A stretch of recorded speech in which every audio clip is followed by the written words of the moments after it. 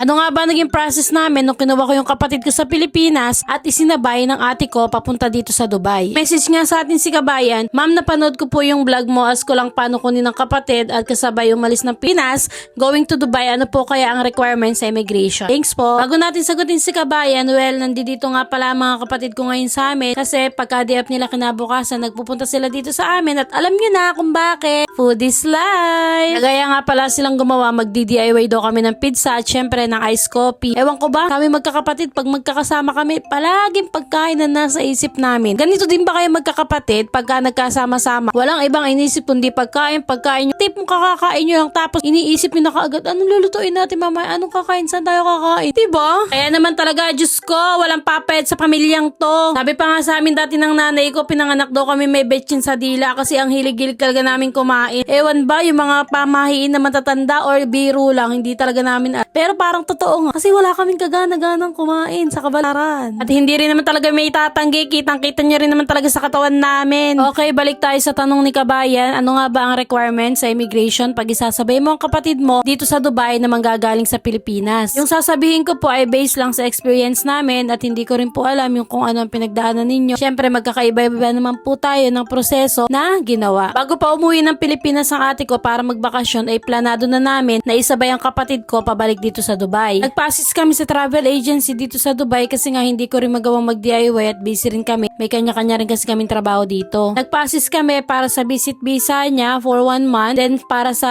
pagpapabook ng ticket niya, para sa dami hotel booking niya, sa invitation letter niya na ipipresent niya sa immigration. Yes, invitation letter lang po ang na-provide namin dahil hindi po namin kayang affidavit of support dahil wala po sa 10,000 dirhams ang sahod ng ate ko. Ito naman po yung niready niya sa Pilipinas para mai-present sa immigration. Kumuha po siya ng PSA nilang dalawa ng ate ko para sa proof of relationship na magkapatid sila. PSA lang po yung kinuha niya at saka in case na kailanganin invitation letter, which is hindi na po tinanong sa kanya ng immigration officer kasi kasabay niya na po yung mismong sponsor isang ate ko. PSA, invitation letter, hotel booking, the rest wala na pong hiningi sa kanya kasi kasabay niya po mismo ang sponsor niya ang ate ko. Again, Kabayan, yan lang po ay based sa experience ng kapatid ko sa immigration papunta dito sa Dubai. Maaaring yung sa kanya naging smooth pero yung sa iba is hindi kasi nababalitaan ko pagka sa ang interview sa immigration sa Pilipinas minsan mahigpit. Minsan daw pag natapat ka sa talagang mahigpit na immigration officer is madaming hihingin sa iyo. Hahanapan ka pa na kung may trabaho ka sa Pilipinas, hihingan ka na leave of absence, nakatunayan babalik ka sa Pilipinas na magbabakasyon ka lang dito sa Dubai, hihingan ka pa ng show money na minimum 3,000 dirhams, yung mga ganun. Iba-iba talaga ng eksena pagdating sa immigration officer. Depende na lang talaga sa matatapatan mo kung mabait ba or wala sa mood yung magtatanong sa'yo. Pero sabi ko nga doon sa kapatid ko, isang tanong, isang sagot lang talaga at maging confident siya sa magiging sagot niya. Kasi pag pabudo-budo siya doon sa immigration officer, pag nauutal siya, talaga namang magkakaroon ng idea yung immigration officer na nagsisinungaling to, ganto, ganyan. So dapat ko pang talagang busisiin na maigi to. Yun lang, maging confident ka sa sagot mo, mag-eye to eye ka, at yun lang, mag-pray ka na kung para sa'yo talaga ang Dubai, para sa'yo ang Dubai. Yun lang. Sana nakatulong sa ito at nagkaroon ka ng idea. Kung meron pa kayong mga tanong,